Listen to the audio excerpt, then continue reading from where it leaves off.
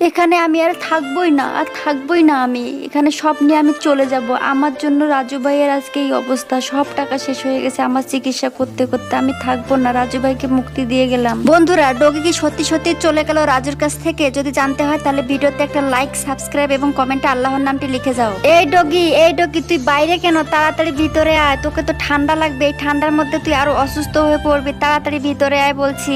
Doggy, তুই কি পাগল হয়ে গেলে নাকি? হ্যাঁ ডগি, তুই কি আমাকে রেখে সত্যি সত্যি যেতে চেয়েছিলি? আর কখনো যাস না।